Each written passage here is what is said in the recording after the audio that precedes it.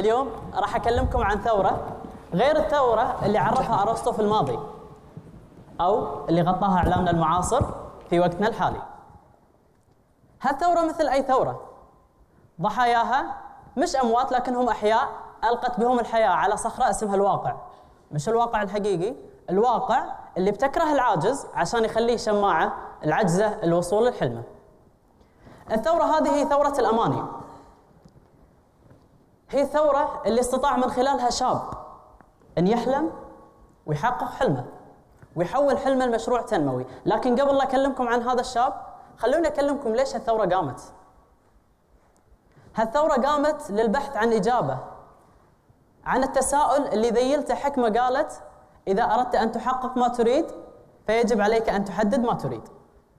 وما نريد هو أول عائق يوقف قدامنا كشباب حول العالم بدون استثناء، والسبة غياب معرفتنا بقدراتنا الفردية، غياب النماذج والقدوات المؤثرة، غياب المعرفة بالمتطلبات المستقبلية في الحياة، وغياب التعليم ذو جودة عالية اللي كان يساهم في بناء الأفراد. لكن ماذا لو طرق التعليم أبواب الموهبة؟ حينها سيشعل الأمل الشغف كوقود لتحول معرفي جديد يسعى لمعرفة أوسع، تمكين أكثر، حياة أفضل. إذا استطاع التعليم أن يعثر على المواهب في الأماكن الغير محتملة فباستطاعته أيضاً أن يجلب الأمل للأماكن الواعدة. تصوروا معنا لو أن أحد عيالنا، نفترض اسمه عبد الله، التحق في التعليم، تعليم غير التعليم اللي موجود حالياً، تعليم المراحل الدراسية فيه مبنية على أشياء ثانية مختلفة تماماً. نفترض عبد الله في المرحلة الأولى من حياته في التعليم كانت المرحلة تركز على بناء القدرات وشلون يتمتع عبد الله بكل المهارات اللي يتمتع فيها كل شخصية ناجحة حول العالم.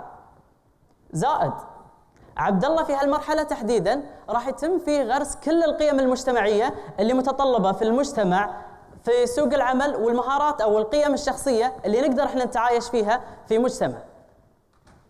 بعد هالمرحلة تبتدي مرحلة إطلاق القدرات، واللي بيستطيع عبد الله من خلالها يشوف المستقبل شنو المتطلبات اللي موجودة فيه، ويبتدي يحدد من خلال مهاراته، هواياته، رغباته مع المتطلبات المستقبلية، المسارات التعلمية اللي راح يتعلم من خلالها علشان يوصل للشيء اللي يبي يكونه في المستقبل.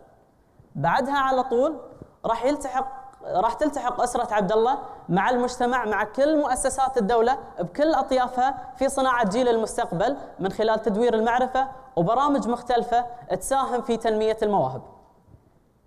الحين خلونا نرجع حق الشخص اللي كلمتكم عنه في البداية، واللي هو الشخص اللي كنت أشوفه أنه في ثورة الأماني والأحلام استطاع أنه يحقق حلمه. في يوم ما كان هذا الشاب موجود في مكان ما مع أشخاص ما للحديث عن شيء ما هي كلمات ما بيضيع وقتكم فيها. المهم في أثناء الحديث لفت انتباه الشاب صورة الشاب مقعد على ويلشير على تل. كان هذا الشاب يطالع السماء وكأنه يقول للسماء: أنتي سقف أحلامي وما راح يعجزني عن الوصول لك، مش مقعدي لكن هو عجز إرادتي. في ذيك اللحظة تحديداً هذا الشاب انتقل من المكان هذا إلى مسرح كبير موجود فيه العديد من الناس كانوا يستمعون له بسعادة، وكان هو يتحدث بثقة. كان يحاول أنه يقبض شو المعلومات اللي أنا كنت أتكلم عليها على هالستيج. في اللحظة اللي بدأ يستوعب فيها الكلمات تفاجأ أن الكلمة انتهت وصفق له الجمهور، وساعتها اكتشف أنه كان موجود في المكان الماء مع الأشخاص الماء اللي كانوا يتحدثون في موضوع ما، بس كانوا يصفقون حق شخص ما مش له. شعر بالإحراج، طلع من المكان وهو مستانس. ليش؟ لأنه قدر أنه يحلم، وبما أنه حلم بيستطيع أنه يحقق حلمه. طلع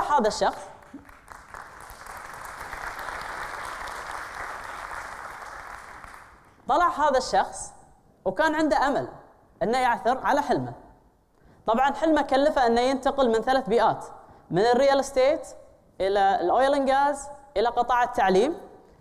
بعدها اضطر أنه يشتغل ضعف الشغل اللي هو كان يشتغله، اضطر أنه يترك حياة الرفاهية في سبيل الوصول لحلمه. واليوم حلمه هو مبادرة أمنية، وهي مبادرة مجتمعية يسعى فيها المجتمع ككل الرفع قدرات الأطفال تنمية مواهبهم، غرس القيم المجتمعية فيهم في سبيل غرس أمنية في قلب كل طفل، وشلون يحظى هذا الطفل بالدعم المجتمعي. قبل لا أنتهي أبي أسألكم سؤال حضور الكرام والناس اللي يتابعونا خلف الشاشات، متى تعتقدون بأنه الوقت المناسب لأطفالنا أنهم يحلمون، ومتى الوقت المناسب اللي احنا ندعمهم علشان يحققون أحلامهم؟ الوقت المناسب هو الآن. أدعوكم بصفتي هابس الحويل المؤسس المبادرة أمنية أن أنتم تنضمون معي في سبيل أن احنا ندعم كل أطفالنا أنهم يحققون أحلامهم، وأن يكون عندهم حلم يستحق أنهم يناضلون عليه وأنهم يحققون فيها الحياة. والسلام عليكم ورحمة الله وبركاته.